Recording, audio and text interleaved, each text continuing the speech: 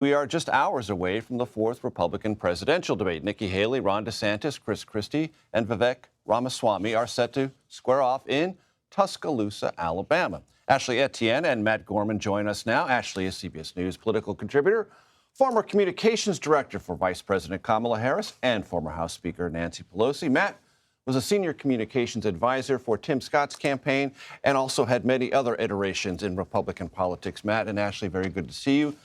Matt, let me start with you. Come on. Does this thing even matter? Let's go. Come on. Come on. It depends, honestly. It matters. What does it depend? It depends on a couple things. Number one, whether the moderators will let him mix it up a little bit, see if there's some contrast. But look, I think what you're seeing tonight is what can possibly shake this out to be the second place candidate with some momentum as we go into the holidays, or things will stay static, and then Iowa soon after the year. Trump has a steady lead. Can someone emerge as a consensus second place? Quickly, Matt, is it just about DeSantis and Haley tonight? No, it's actually also about Christie. I'd watch him. He's talked a big game about what he does in debates, but he hasn't really shown up. He's been kind of invisible for much of the last couple debates.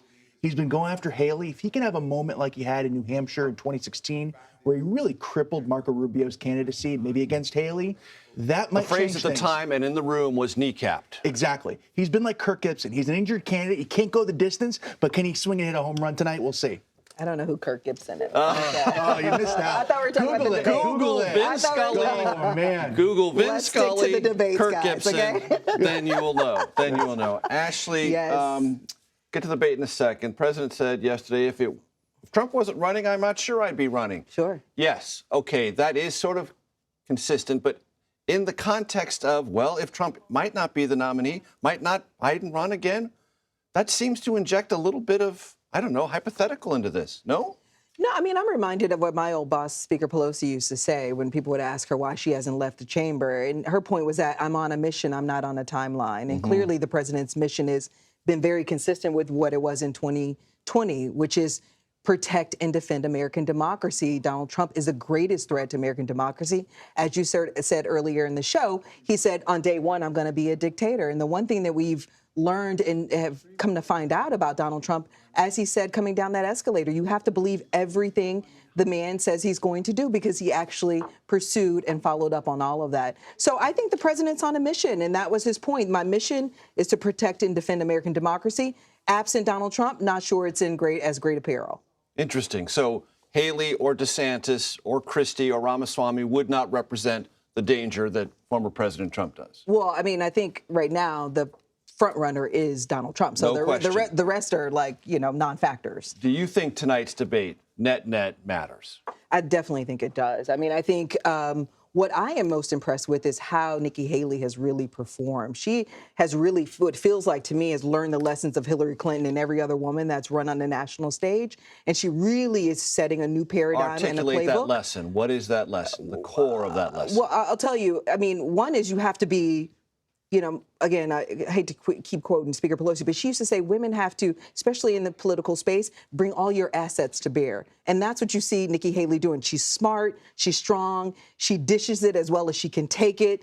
She's not backing down from the boys. I don't want to disparage any other candidate, but she's really performing and positioning herself in ways that women have not, using very strong language like finish them when referring to Hamas. So I think that that's what I really want to see, because, I'm a huge fan of women at the national stage and seeing them perform. And the way that she's performed has just really been stellar. Tactically, Matt, your advice, if you're in the DeSantis camp, to your candidate tonight?